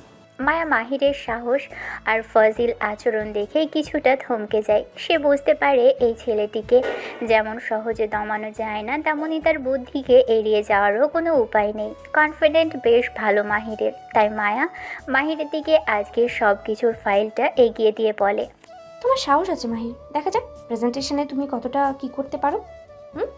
যেন ভালো হয়, তবেই শর্ত মানবো। বেশ, তাহলে রেডি থাকবেন। ট্রিট যেদিন দেবেন সেদিন শাড়ি পরে আসবেন। Bye bye. মায়া ভ্রুকুচকে তাকিয়ে রইল মাহিরের চলে যাওয়ার দিকে। ছেলেটা কত ফাসিল, কত সহজে বসের সাথে কথা বলে। ছেলেটা তো দেখতে পুরোই পাগলাটে। মাহির তার ডেস্কে গিয়ে বসতেই যারা এগিয়ে আসে। যারা চোখে মুখে এক ধরনের মুগ্ধতা। সে মাহিরের ডেস্কে হাত রেখে নিচু স্বরে কথা বলতে শুরু করে। মাহি, লাঞ্চের সময় হয়ে গেছে, চলো আজ নতুন খোলা একটা রেস্টুরেন্টটাতে যাই। দুজনে মিলে লাঞ্চ করব। আমার অনেক কিছু জানা আছে তোমার সম্পর্কে। মাহির একটু হেসে সারার দিকে তাকায়। তার স্বভাব সুলভ আচরণ কমেনি, কিন্তু কাজের চাপটা মাথায় ঘুরছে। যারা ম্যাম, আপনি যে অফারটা দিলেন সেটা ফেলে দেওয়ার মতো নয়, কিন্তু কি করব বলুন? ম্যাম আমাকে একটা বিশাল দায়িত্ব দিয়েছেন। প্রোফাইল প্রেজেন্টেশন রেডি করতে হবে। আজ লাঞ্চ আর কপালে নেই, আমাকে না খেয়ে যুদ্ধ জয় করতে হবে। সরি যারা ম্যাম, আজ আর হবে না। কাল না হয় অন্য কোনো দিন ট্রিট নেব, কেমন? যারা একটু হতাশ হয়ে যায়। মাহির 1 ঘন্টার সময়ের দিকে তাকিয়ে দ্রুত ল্যাপটপে সব তথ্য সাজাতে শুরু করে। প্রথমে 20 মিনিট ধরে ফাইল পড়ে, কোম্পানির সাইট ঘাটাঘাটি করে। তারপর সে খুব নিপুণভাবে প্রোফাইলটা তৈরি করছে। কোম্পানি যেভাবে লস থেকে বেরিয়ে আসবে তার প্রতিটি পয়েন্ট সে নিখুঁতভাবে নোট করতে থাকে। ঠিক সেই সময়ে মায়ের বাবার রাসেল সাহেবের ফোন আসে। মায়া জানতে পারে দুপুরের মিটিংটা লাঞ্চের পরে হবে। মায়া তার কাজের লোকের পাঠায় মাহিরকে ডাকার জন্য। মেয়েটি মাহিরের ডেস্কে এসে খবর দিলে মাহির খুব বিরক্ত হয়। কাজের মাঝখানে এসব ডাকাডাকি সে একদমই পছন্দ করে না। সে বসের কেবিনের দিকে পা বাড়ায়। অনুমতি তোয়াক্কা না করেই সে ভিতরে ঢোকে। ভেতরে আসেন মাহির সাহেব। ডাকলেন যে আবার? কোনো জরুরি কথা আছে? আমার কিন্তু কাজের অনেক চাপ, প্রেজেন্টেশনটা প্রায় অর্ধেকের কাছে। হ্যাঁ বসুন। মাহির সাহেব, আপনি সকালে আমাকে দেখা সত্ত্বেও লিফটের দরজা আটকে দিলেন কেন বলুন তো? এটা কি আপনার কোনো শয়তানি বুদ্ধি ছিল? মাহির মনে মনে ভাবে, তো এই জন্য ডেকেছি ইঁদুরিনীটা? কালকে আমাকে অপমান করে আজ আবার কৈফিয়ত চাইছে। মাহির শান্ত গলায় জবাব দেয়, কালকে আপনি জিজ্ঞাসা করেছিলেন না 10 মিনিট লেট কেনা হলো, তাই ভাবলাম আজকে আপনাকে উত্তরটা দিয়ে দিই। ওই যে সকালে আমাকে দেখেই লিফটের দরজা বন্ধ করে দিয়েছিলেন, সেটাই একটা ছোট রিভেঞ্জ ছিল মাত্র। এখন কি উত্তরটা পেয়ে শান্তি পেয়েছেন ম্যাম? মায়া কোনো কথা বলে না, শুধু এক দৃষ্টিতে মাহিরের দিকে তাকিয়ে থাকে। মায়া মনে মনে ভাবে, সেটার সাহস তো কম না। আমার মুখের উপরে দাঁড়িয়ে এভাবে কথা বলার সাহস আগে কেউ পায়নি। সেটার চোখে মুখে এক অন্যরকম আগুনের ফুলকি, যেমন তেজি তেমনই বুদ্ধদীপ্ত। মাহির মনে মনে ভাবে, মেয়েটা কি খুব বেশি রেগে গেল নাকি? যেভাবে তাকিয়ে আছে যেন গিলে খাবে। ইঁদুর না বলে রাক্ষসী বললে বেশি মানাতো ওকে। ম্যাম ম্যাম ম্যাম, শুনতে পাচ্ছেন কিছু? নাকি সম্মান করছি আপনাকে? হ্যাঁ হ্যাঁ বলুন। উফ, কিসব ভাবছি আমি। যাই হোক, আপনাকে যেই জন্য ডেকেছি তা হলো মিটিংটা লাঞ্চের পরে হবে। আপনি আরও সময় পেলেন সব সুন্দরভাবে রেডি করতে। ওহ, তাহলে তো রিল্যাক্স। চলেন, শর্ত অনুসারে আজকে আপনার সাথে লাঞ্চটা সেরে ফেলি। তাছাড়া তো শর্ত আছে, আমি মিটিং ঠিকমতো হ্যান্ডেল করলে আপনি আমাকে ট্রিট দিতে যাবেন, তাও শাড়ি পরে। সো আজকে একটু এগিয়ে রাখি, কি বলেন ম্যাম? চুপ ফাজিল, বেশি পকপক করলে না আপনার খবর আছে। আমার আগে দরকার কাজ, তারপরে আপনার খাওয়ার সব। কাজ শেষ করুন আগে। মাহির আর কিছু বলে না, শুধু এক বাঁকা হাসি দিয়ে কেবিন থেকে বেরিয়ে আসে। মাহির নিজের ডেস্কে গিয়ে কোনো মতে অল্প কিছু খেয়ে কাজ শেষ করে। বিকেল গড়িয়ে যখন মিটিংয়ের সময় হয় তখন মাহির একদম প্রস্তুত। মিটিং রুমে দুজন ক্লায়েন্ট সিরাজ খান এবং খান গ্রুপের পিএ বসে আছে। সিইও চেয়ারের পাশে রাসেল সাহেবও বসে আছে। রাসেল সাহেব আশা করেছিল মায়া একা সব সামলাবে, কিন্তু কোনো কিছু ওর বাবা ছাড়া করেই না। গুড আফটারনুন সবাইকে। রাসেল সাহেব মায়ের দিকে তাকিয়ে জিজ্ঞেস করে, শুভ কোথায়? আজ কেউ আসবে না? শুভ আসতে পারবে না, ওর মায়ের শরীর খুবই খারাপ। ওর বদলে মাহির আজকের প্রেজেন্টেশনটা দেবে। মাহির, শুরু করুন। মাহি সোজা হয়ে দাঁড়িয়ে ল্যাপটপ অন করে প্রজেক্ট নিজের স্ক্রিন শো করিয়ে বলে, সম্মানিত অতিথিবৃন্দ, আপনারা জানেন গত 2 কোয়ার্টারে আমাদের কোম্পানি আর্থিক সংকটে ছিল, কিন্তু আমি মনে করি সঠিক পরিকল্পনায় আমরা দ্রুত এই পরিস্থিতির সামনে নিতে পারবো। আমাদের প্রফিট প্রোফাইল বিশ্লেষণ করলে দেখা যায় আমাদের মূল সমস্যা হলো পুরনো প্রযুক্তির ওপর নির্ভরতা এবং মার্কেটিংয়ের ভুল টাইমিং। আমি প্রস্তাব করছি খুব দ্রুত নতুন প্রযুক্তির মেশিনারি আনা হোক, যা আমাদের উৎপাদন খরচ অন্তত 10 ভাগ কমিয়ে আনবে। আর কাস্টমাররা এখন আর শুধু দাম দেখে না, তারা পণ্যের নতুনত্ব এবং ব্র্যান্ড ভ্যালু চাই। আমাদের ডেটা বলছে বিকেল 3টা থেকে রাত 8টা পর্যন্ত কাস্টমারদের এনগেজমেন্ট সবচেয়ে বেশি। এতদিন আমরা সকালের দিকে মার্কেটিং করে বাজেটের অপচয় করেছি। এখন আমরা এই সময়টাকে টার্গেট করে ক্যাম্পেইন সাজাচ্ছি, যা আমাদের সেলস অনেকটা বাড়িয়ে দিবে। এছাড়া সাপ্লাই চেইনের মধ্যস্থকারীদের বাদ দিয়ে সরাসরি ডিস্ট্রিবিউটারের সাথে কাজ করলে আমাদের মুনাফার পরিমাণ 25% পর্যন্ত বাড়ানো সম্ভব। দেখুন, আমরা যদি আমাদের নতুন প্রজেক্টের চাহিদা অনুযায়ী প্রোডাকশন বাড়াই তবে আমাদের লাভের হার প্রায় 20% বাড়বে। সিরাজ খান স্যার, আপনারা হয়তো খেয়াল করেছেন কাস্টমারদের মধ্যে এখন অর্গানিক পণ্যের চাহিদা বাড়ছে। আমরা যদি সেই দিকে নজর দিই তবে নতুনত্ব নিয়ে আমরা বাজারে রাজত্ব করতে পারবো। লস হওয়ার মূল কারণ ছিল আমাদের মার্কেটিংয়ের স্বচ্ছতার অভাব। আমরা সেই জায়গাটাতেই ফোকাস করছি। কাস্টমারদের চিন্তাভাবনা বিশ্লেষণ করে আমরা পণ্যের মানে এমন পরিবর্তন আনছি যা তাদের প্রথম পছন্দের তালিকায় আর থাকবে। মাহি টানা 10 মিনিট ধরে প্রতিটি চ্যাট আর গ্রাফিক ডিটেলস বুঝিয়ে যায়। তার কথা বলার ধরন আর কনফিডেন্ট দেখে সিরাজ খান এবং রাসেল খান দুজনেই মুগ্ধ হয়ে যান। মাহির খুব সুন্দর করে বোঝায় যে কিভাবে তাদের লস হওয়ার হাত থেকে বেরিয়ে আসার রাস্তা তৈরি হয়েছে।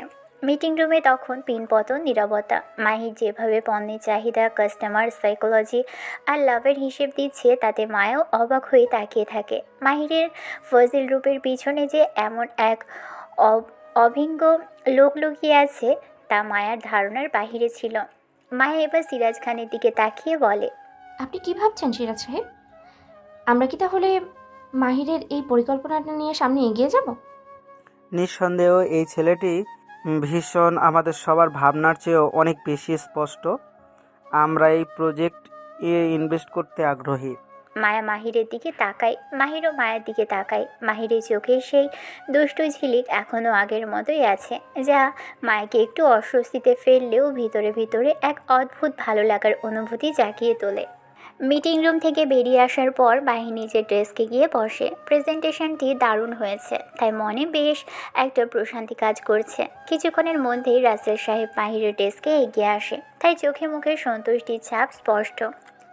মাহির, তুমি সত্যি খুব ভালো প্রেজেন্টেশন দিয়েছ। তোমার মতো একজন মেধাবী ছেলে কোম্পানিতে সামান্য এমপ্লয়ার হিসাবে মানায় না। আজ থেকে তুমি মায়ের পিএ। মায়ের পাশের কেবিনটা আজ থেকে তোমার। আর শোনো, মায়ের কাছে গিয়ে সব কাজ বুঝে নিও, ও তোমাকে সব বুঝিয়ে দিবে। Okay sir, thank you very much. Rasel সাহেব চলে যাওয়ার পর যারা এগিয়ে আসে, যারা মাহিরকে বলে, বাহ মাহির, তোমার তো ভাগ্য পুরো খুলে গেল। Congratulations deer. মায়ার পিএ হওয়া মানে তো সরাসরি বসের ডান হাত হওয়া। থ্যাংক ইউ যারা।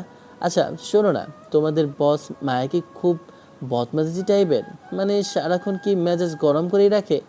আমি তোর যা স্বভাব দেখেছি তাতে প্রিয় হওয়াটা আমার জন্য জেলখানার মতো হতে পারে। আরে না, অতটাও খারুস নয়। তবে ম্যাম খুব বেশি ফর্মাল বিহেভ করেন, কখনোই ক্যাজুয়ালি কথা বলে না, কাজের বাইরের কোনো কথা একদম পছন্দ করে না, যতটা দরকার ঠিক ততটুকুই কথা বলেন। মাহির মনে মনে ভাবে, ও আচ্ছা, আমার সাথে তো পারলে গায়ে পা লাগিয়ে ঝগড়া করে, আর অন্যদের সাথে এত ফর্মাল। মেয়েকে দেখছি ডাবল স্ট্যান্ডার্ড মেনটেন করে। মাহির সেখান থেকে এসে মায়ের কেবিনের দরজায় নক করে। কামিন। ম্যাম, কাজ বুঝে নিতে এসেছে। মাহির ভিতরে ঢোকে। মায়া তখন ফাইলে মুখ গুজে আছে। মাহিরের আওয়াজ শুনে সে মুখ তুলে তাকায়, তার চোখে মুখে বিস্ময় আর বিরক্তি। তুমি এমন কি কাজ যেটা আমার কাছে বুঝতে এসেছো? তোমার ডেস্কে বসে কাজ করার কথা, এখানে কেন? ম্যাম, প্রিয় হিসাবে আমার দায়িত্ব কি হবে সেই লিস্টটা বুঝতে এসেছে। বিয়ে? কার বিয়ে? কি বলছেন আপনি? আপনাকে এটা কে অ্যাসাইন করলো? আমি তো কাউকে অর্ডার দিইনি। আপনার বাবা রাসেল সাহেব আমাকে এখানে পাঠিয়েছেন। মায়া চোখ বড় বড় করে দ্রুত নিজের ফোন হাতে নেয় এবং বাবাকে কল করে। হ্যালো বাবা, আমার জন্য বিয়ে রেখেছো? হুট করে যাকে তাকে আমার বিয়ে হিসেবে অ্যাপয়েন্ট করলে কিভাবে? আদৌ এই ছেলেটা পারবে কি না আমার তাতে ঘোর সন্দেহ আছে। এর কোনো কাণ্ডজ্ঞান তো নেই। শোনো মায়া, আমি সব বুঝেই ওকে রেখেছি। ছেলেটা পারফেক্ট তোমার প্রিয় হওয়ার জন্য। তোমার কাজের চাপ অনেক কমবে। আমি কোনো কথা শুনতে চাই না। ও এখন থেকে তোমার প্রিয়। ফোনটা রাখার পর উল্টো মাহির রাগে তেলে বেগুনে জ্বলে ওঠে। মায়ের এই অবজ্ঞা তাকে চরম বিরক্ত করে। আদৌ পারবো কি না সন্দেহ হয় আপনার? পারবো কি না পারবো সেটা তো মিটিং রুমেই দেখেছেন ম্যাম। আর শুনুন, আপনার বিয়ে হওয়ার কোনো শখ আমার নেই। আমি বরং নিজের ডেস্কে ফিরে যাওয়াই ভালো মনে করছি। আপনার মতো খারস মানুষের প্রিয়ে আমি হতে চাই না। অ্যাকচুয়ালি আপনি আমাকে অ্যাফোর্ড করতে পারবেন না। কি কি বললেন? আর আপনি এতটুকুতেই বাচ্চার মতো করেন কেন? হ্যাঁ, অফিসের পরিবেশের সঙ্গে মানিয়ে নিতে শিখুন। তাতে আপনার কি?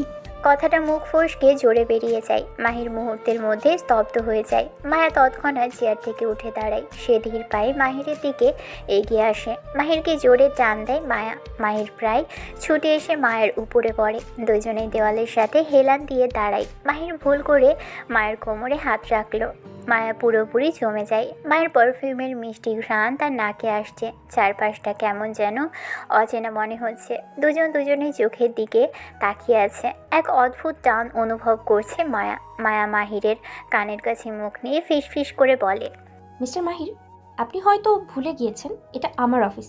তাই আপনি এখানে যা বলবেন, যা করবেন সব কিছুই আমার যায় আসবে।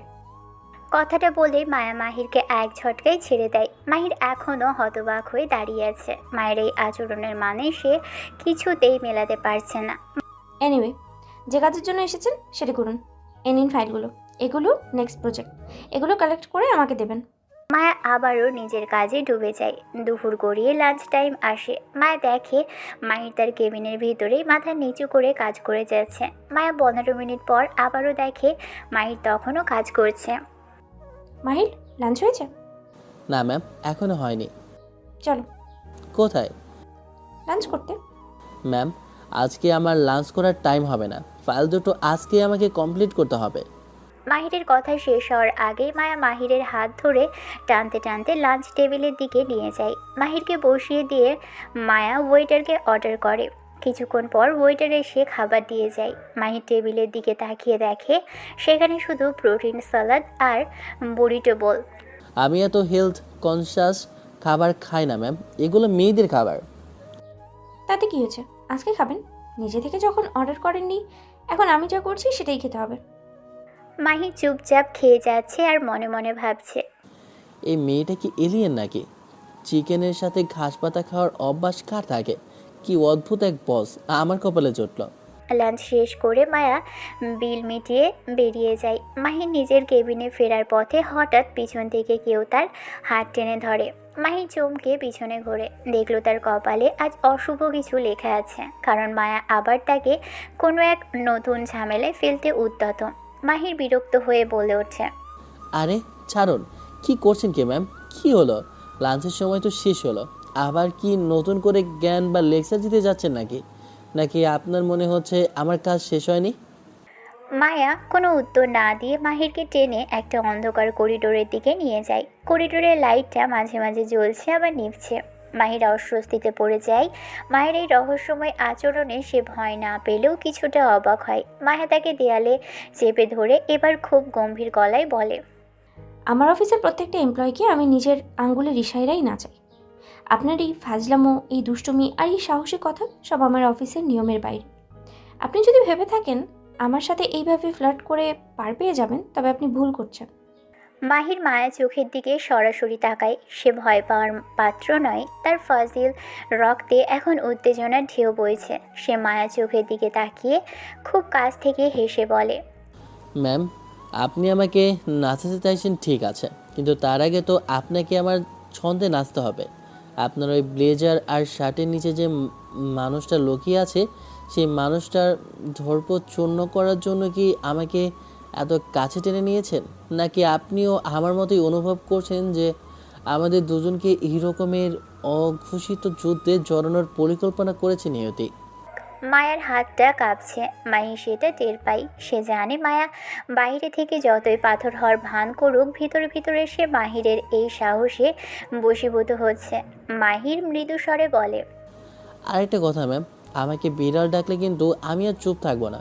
তার চেয়ে বরং অন্য কোনো ভালো নামে ডাকলে আমাদের এই লাঞ্চ আর বসের সম্পর্কটা আরও মধুর হতে পারে, কি বলেন? মায়া মাহিরকে ছেড়ে দেয়। সে জানে এই ছেলেটির সাথে কথার লড়াইয়ে সে পেরে উঠবে না। সে নিজের চুলগুলো ঠিক করে নিয়ে গম্ভীর মুখে বলে, নিজের কেবিনে গিয়ে কাজ করুন, বিকেলে মিটিং আছে। প্রেজেন্টেশন রেডি না থাকলে খবর আছে আপনার।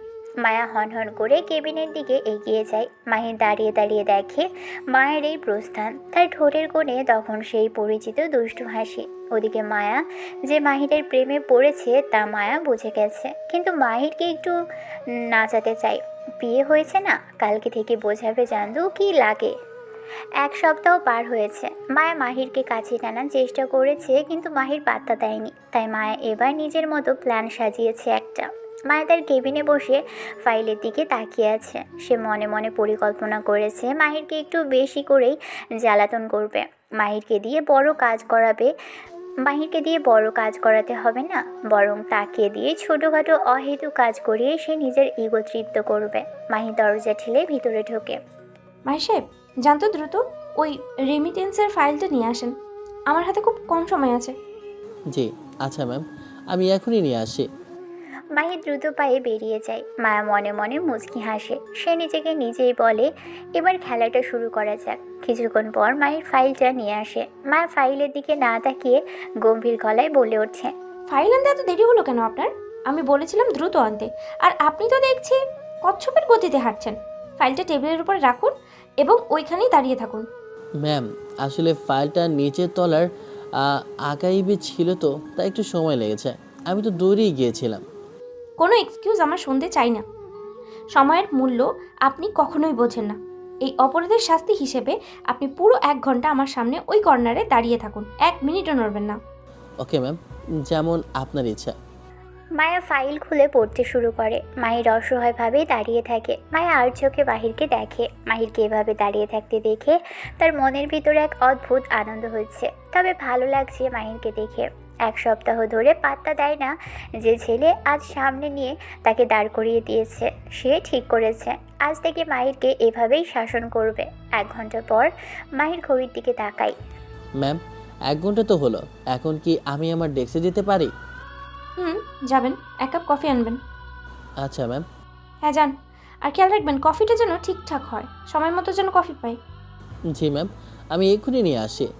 মাহির বেরিয়ে যায়। মায়া মাহিরের বাধ্য স্বভাব দেখে অবাক হয়। অফিসে এত কাজের মানুষ থাকতে মাহির কেন সব উল্টাপাল্টা আবদার মেনে নেয়? সেটা মায়ার কাছে একটা ধাঁধা তৈরি হচ্ছে। মাহির কি তাকে পটাতে নতুন ট্রিক্স অ্যাপ্লাই করছে? বাড়িতে মাহির নিজের পানিটাও নিজে ঢেলে খায় না, অথচ এখানে তার সব খেয়াল রাখতে হচ্ছে। মাহির মনে মনে রাগে গজগজ করতে থাকে। সে ভাবে এই চাকরির জন্য তাকে যে কত কিছু সহ্য করতে হচ্ছে। মায়ের জেদ যেন দিন দিন বাড়ছে। সে মাহিরকে দিয়ে ফুচকা আনায়, চটপটি আনায়, এমনকি অফিসের সাধারণ কোনো কাজের বাহানায় তাকে দিনের অনেকটা সময় নিজের আশেপাশে আটকে রাখে। মাহির একদিন আর সহ্য করতে না পেরে বলে ফেলে, ম্যাম, আমাকে দিয়ে এসব ব্যক্তিগত কাজ না করলে কি হয় না? অফিসের দারোয়ান বা অন্য কাউকে তো বলতে পারেন। আমারও তো কাজের চাপ আছে, এগুলো না করলে আমি আমার প্রজেক্ট কিভাবে শেষ করব? কয়েকদিন আগে মাহির জারার সাথে খুব মিশছিল, তাই মাহিরকে ডেকে ব্যস্ত রাখছে মায়া। আর অনেক কথাও শুনিয়েছিল মায়া তাকে। সেদিনের পর থেকে মাহির আর কোনো টু শব্দও করে না। সে নিজের কাজে ডুবে থাকে এবং কোনো ছুটিও নেয় না। মাহির এখন শুধু চুপচাপ নিজের কাজ করে যায়। একদিন মাহিরের মামাতো বোন অফিসে আসে মাহিরের সাথে দেখা করতে। মেয়েটার বিয়ে ঠিক হয়েছে, তাই দাওয়াত করতে এসেছে। অফিসে ঢুকতেই মাহির তার বোনের সাথে হাসি মুখে কথা বলে। মায়া কেবিনের কাছের ভিতর থেকে আর চোখে সব দেখছে। মাহিরকে অন্য কোনো মেয়ের সাথে এভাবে হাসি খুশি দেখে মায়ের বুকের ভিতর যেন জ্বলে ওঠে। সে সহ্য করতে পারছে না যে তার বিয়ে অন্য কোনো মেয়ের সাথে এতটা ঘনিষ্ঠ। শুভ বলছেন? জি ম্যাম, বলুন। জানতো, মাহির সাহেবকে গিয়ে বলুন আমি এখনই তাকে ডাকছি, ফাইলটা নিয়ে আসতে বলবেন। শুভ মাহিরের ডেস্কে গিয়ে খবর নেয়। মাহির তখন তার বোনের সাথে গল্প করছিল। ম্যাম ডাকছে, কিন্তু আমি তো এখন একটু ব্যস্ত, আদের কাজটা শেষ করে আসবো। না মাহির সাহেব, ম্যামের করা আদেশ, আপনাকে এখনই যেতে হবে। অনেক রাগ করে আছেন ম্যাম। ঠিক আছে ভাই, আপনি যান, আমি আসি। তারপর মাহির আসে। অনুমতি নিয়ে মাহির মায়ের কেবিনে ঢোকে। ডেকেছেন আমাকে? কোনো বিশেষ দরকার? কি ব্যাপার? কাজে মন নেই কেন আপনার? ওই মেয়েটা কে? আপনাদের পুরুষদের সমস্যাটাই সুন্দর মেয়ে দেখলেই গায়ে ঢলাঢলি শুরু করে দেন। জারার সাথে তো কদিন হেসে ঢলেই পড়েছিলেন। অফিসের সময় কি এইসব করার জন্য? কাজ করবেন না আর মাসে মাসে বেতন গুনবেন, তা হবে না তো। সরি ম্যাম, আসলে উনি আমার বোন, আমার সাথে দেখা করতে এসেছে। আরে, তা আগে বলতে পারলেন না? আমার দোষ কি এখন আমি নিব? না না ম্যাম, কী যে বলেন, আমারই ভুল হয়েছে, সময় মতো বলা উচিত ছিল। হয়েছে হয়েছে, আর বেশি বলতে হবে না। অনেক সময় ধরেই উনি দাঁড়িয়ে আছে, নিশ্চয়ই ওনার অনেক কষ্ট হচ্ছে। যান, ওনাকে এখনই পাঠিয়ে দিন। মাহির বেরিয়ে যায়। সে তার বোনের কাছে গিয়ে বলে, যাও আপু, ম্যাম ডাকছে তোমাকে। আমাকে আমাকে তোমার বস কেন ডাকবে? আরে জানি না, এমনি মেয়েটার আচরণ খুবই উদ্ভট, সাবধানে কথা বলবি। আচ্ছা বুঝলাম। শুনলাম তোর বস নাকি একজন ইয়াং লেডি। ফুফি বলেছিল তুই এখন বিয়ে হয়েছিস। ইয়াং লেডির সাথে ডাইনি পদবিটাও লাগিয়ে নে, তাইলে সব মিলে যাবে। আর আমার থেকে 2 বছরের সিনিয়র, খাটাস মার্কা মহিলা। সিমি মাহিরের কথা শুনে হেসে ফেলে এবং মায়ের কেবিনের দিকে এগিয়ে যায়।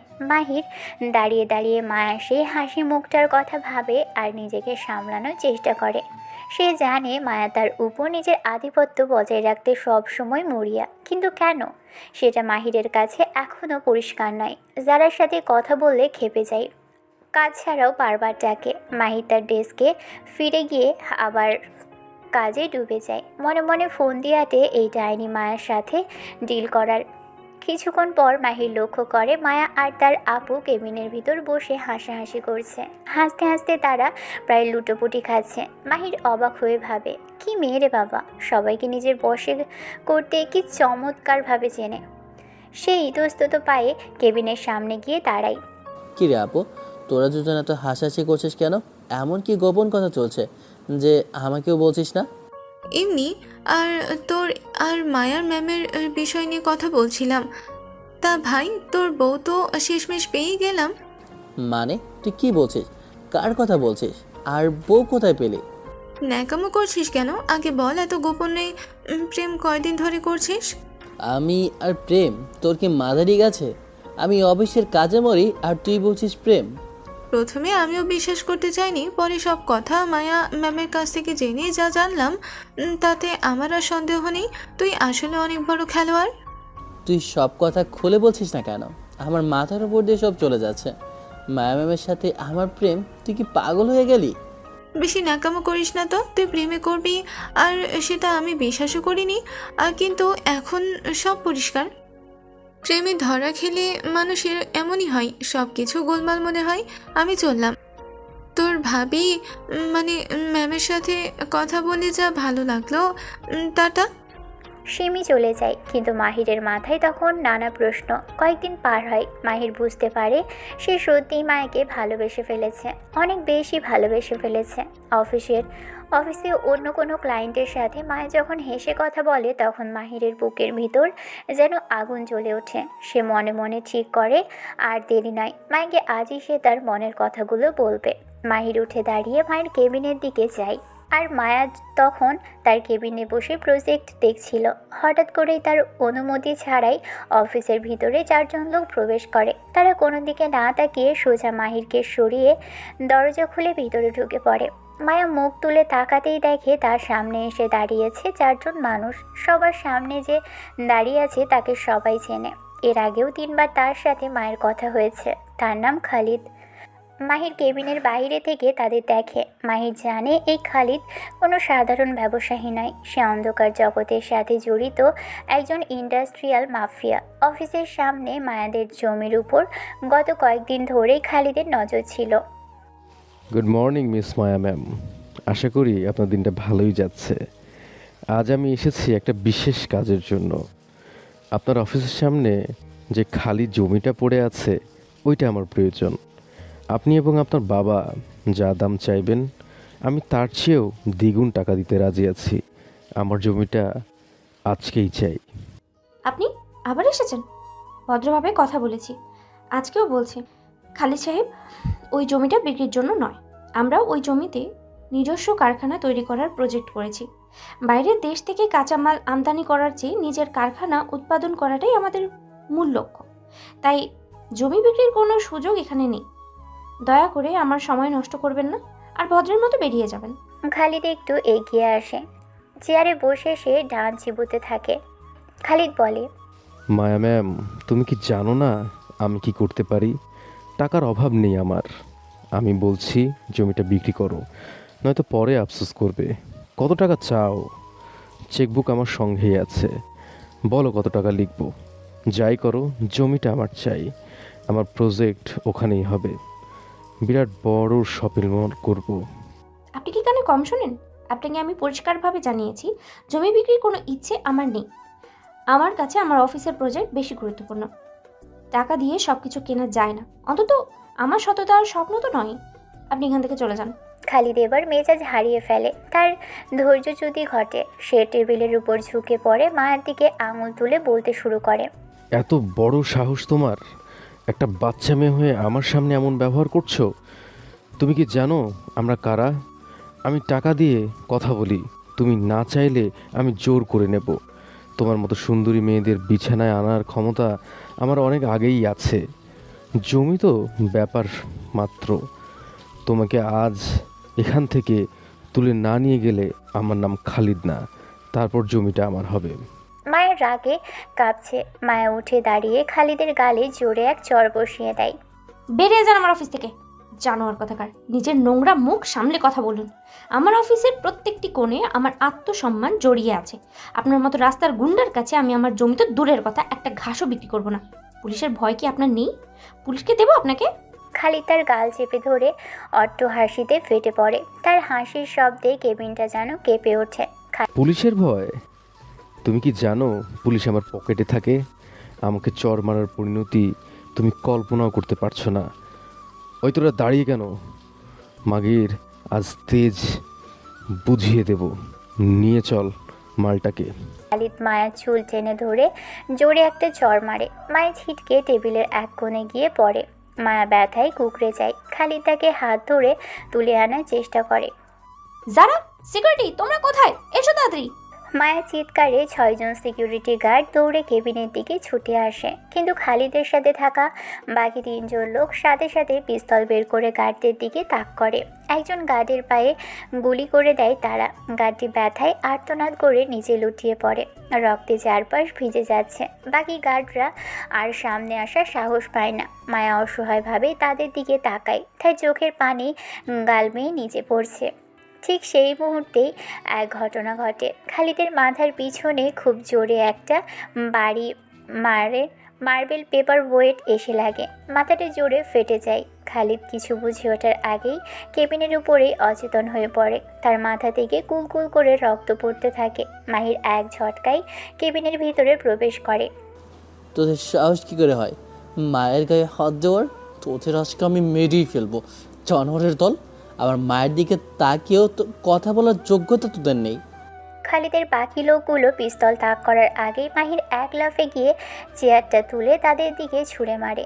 চেয়ারটা তাদের গায়ে লেগে কাঁচের দেওয়াল চুরমার হয়ে ভেঙে পড়ে। চারদিকে কাঁচের টুকরো আর চিৎকার। মাহির একটা কলম তুলে নেয়।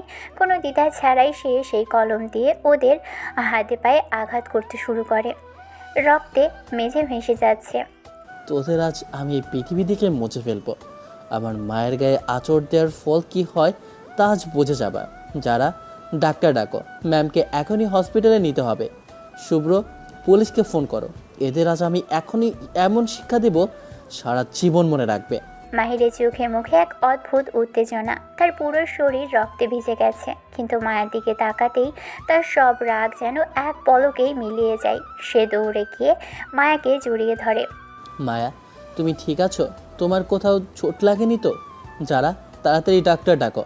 ম্যামের গায়ে এভাবে হাত দেওয়ার সাহস ওরা কোথায় পেল? মায়া, আমার দিকে তাকাও। মায়া মাহিরের দিকে তাকিয়ে থাকে। সে বুঝতে পারে মাহিরের ভিতরে তার জন্য কতটা ভালোবাসা লুকিয়ে আছে। মাহির তাকে যেভাবে আগলে রেখেছে তাতে মায়ার ভয় যেন নিমেষেই কেটে যায়। মাহির যে তাকে কতটা ভালোবাসে তা মায়া আজ স্পষ্ট বুঝতে পারছে।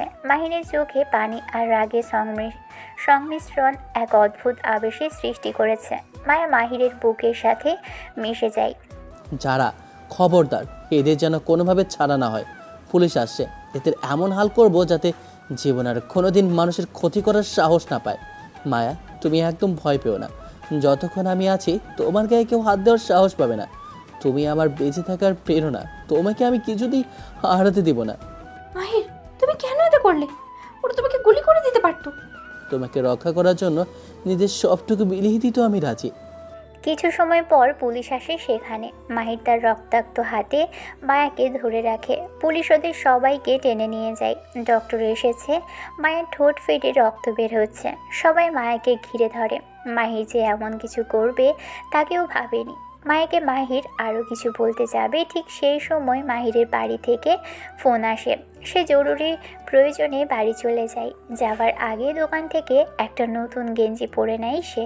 ওর মা বাবা বলে, কি ব্যাপার, তোর শরীরে এ অবস্থা কেন? ডাকলে কেন মা? শোন, তোর বিয়ে ঠিক করেছি। বিষয়টা আরও মাসখানেক আগে হয়েছে। তোর বাবা আমি মিলে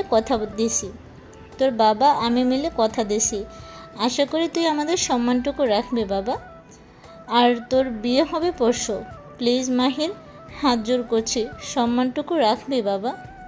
এমন কথা শুনে মাহিরের পায়ের তলার মাটি সরে যায়। পরশু তার বিয়ে। মাহির কোনো কথা বলে না। মায়ের মুখের দিকে তাকিয়ে যেন কথা শূন্য হয়ে পড়ে। সে কে পাত্রী তা সে জানে না। বাড়িতে হইচই চলছে, কিন্তু মাহিরের মন পড়ে আছে অফিসে। তার মেজাজ খারাপ হয়ে আছে তার আপুর উপর। এই ফাজিলটাই তো সব কিছুর মূল। তার বিয়ের কথা সে কিছুই জানে না, অথচ তার মন আজকাল মায়ের রাগ আর অভিমানের মাঝে এক অদ্ভুত ভালো লাগা খুঁজে পায়। অফিসের কাজের সময়টুকু বাদে সে মায়াকে নিয়েই ভাবে। অফিসের দিনগুলো মাহিরের কাছে এখন মায়াময়। সে ভাবে মায়া কি তাকে কখনো ভালোবেসেছে, নাকি মায়ের হৃদয়ে তার জন্য এক বিন্দুও জায়গা নেই। মাহির মনে মনে স্থির করে সে আর লুকোচুরি করবে না। কাল অফিসে গিয়েই মায়াকে তার অব্যক্ত কথাগুলো বলবে। পরদিন অফিসে মাহির মায়ের কেবিনে ঢোকে। মায়ের মুখে সাদা ত্রিলা, দেখতে কেমন যেন হয়ে গেছে। ম্যাম, ভেতরে আসবো? কিছু কথা ছিল। আসুন। ম্যাম, আপনি খুব গুরুত্বপূর্ণ একটা কথা বলা ছিল। এখন তো খুব ব্যস্ত। অফিসের কাজের পর বললে হয় না? এখন কাজ অনেক বেশি। আচ্ছা ম্যাম, আপনি যখন বলছেন তাই হবে, পরে বলবো। মাহির হতাশ হয়ে বেরিয়ে আসে। দুপুরের দিকে মায়া ভীষণ তাড়াহুড়ো করে ব্যাগ গুছিয়ে অফিস থেকে বের হয়ে যায়। সবাইকে আগাম ছুটি দিয়ে দেয়। মাহির অবাক হয়ে দেখে মায়া দুদিনের ছুটি নিয়ে চলে যাচ্ছে।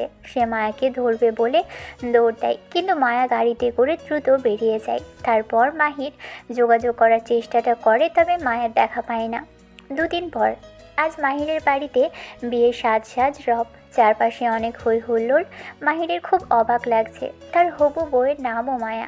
কিছু সময় পর বিয়ে হয় ওদের। সে কিন্তু এখনও মায়াকে দেখেনি। তার ইচ্ছেও করছে না। সে মন খারাপ করে ব্যালকানিতে গিয়ে দাঁড়িয়ে আছে। কিছু সময় পর সে ভিতরে আসে। ঠিক তখনই ঘোমটা দেওয়া এক নারী এগিয়ে এসে বলে ওঠে, আপনি আমাকে কিছু বলতে চেয়েছিলেন? ম্যাম, আপনি এখানে? আপনি কি করে এলেন? ওই দিন তোমার আপু অফিসে এসেছিল। সেই দিনই তোমার আপুর সাথে কথা বলে তোমার সম্পর্কে সব কিছু জেনে রেখেছিলাম।